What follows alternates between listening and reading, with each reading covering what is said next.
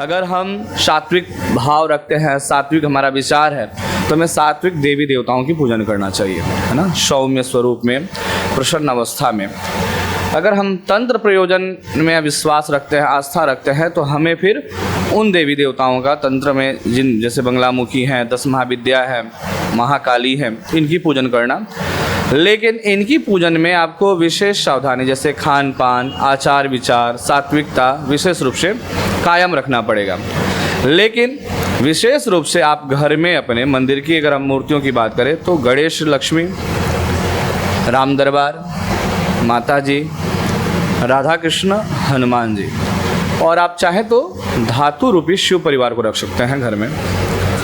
और कहीं ना कहीं यह आशीर्वाद देते हुए अगर बैठे हों, प्रसन्न मुद्रा में बैठे हों, तो विशेष रूप से फलीभूत है। गणेश गौरी का पूजन व आराधना हम इसलिए करते हैं कि जिस घर में हम रह रहे हैं या हमारा जो गृहस्थ जीवन है वह निर्विघ्नता पूर्वक संपादित हो सके, किसी प्रकार का जीवन में विघ्न उत्पन्न न हो। और गणेश जी जो है रिद्धि सिद्धि के दाता कहे गए हैं, तो घर में सुख समृद्धि, रिद्धि सिद्धि की कृपा बनी रहे। साथ ही साथ राम दरबार की पूजन इसलिए हम करते हैं कि भगवान स्वयं श्री राम मर्यादा पुरुषोत्तम कहलाए हैं, और भगवान श्री राम के जैसे हमारे जो कुल में लोग हैं मर्यादित हो, है ना, उनका आचार विचार भगवान श्री राम के जैसा हो। दूसरा, भगवती की प्रतिमा हम इसलिए रखते हैं कि सृष्टि जो है देवी से ही, सृष्टि की उत्पत्ति जो है देवी से हुई है।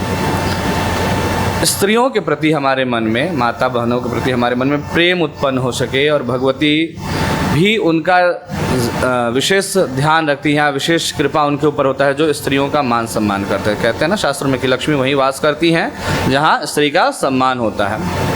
तो इसलिए माता का हम पूजन हमें करना आवश्यक होता है। पर ध्यान ये रहे कि माता का जो सवारी है वो क्रोध अवस्था में ना हो, गरजता हुआ ना हो, उसका मुख खुला हुआ ना हो, बंद मुख हो। और फिर हम बात करते हैं राधा कृष्ण की, तो कृष्ण भगवान बड़े ही चतुर थे, है ना। तो घर का जो सदस्य हो चतुर हो, लेकिन सिर्फ अपने लिए नहीं, सबके लिए, सभी के कल्याण के लिए चतुराई करे। जो व्यक्ति स्वयं के लिए चतुराई करता है वह पाप है, पर सबके लिए चतुराई करे, सबके भलाई के लिए चतुराई करे। तो इसलिए भगवान कृष्ण का, हम राधा कृष्ण का पूजन करना चाहिए। और हनुमान जी कलयुग के साक्षात देवता कहे गए हैं, तो हनुमान जी अष्ट सिद्धि नवनिधि के दाता भी हैं, शत्रुओं से, रोगों से छुटकारा दिलाने वाले कहे गए हैं। तो इसमें हनुमान जी का भी पूजन करना विशेष रूप से फलदायी है। और शिव सदा ही शिव हैं, तो शिव परिवार को इसलिए हमने कहा पूजन करने के लिए, और मूर्ति स्वरूप में, धातु की मूर्ति स्वरूप में, क्योंकि घर में शिवलिंग जो है अंगुष्ठा मात्र आप रख सकते हैं, मात्र अंगुष्ठन मात्र का शिवलिंग रखने का विधान बताया गया है। उससे बड़ा शिवलिंग रखना वास्तु के हिसाब से दोषकारक होता है।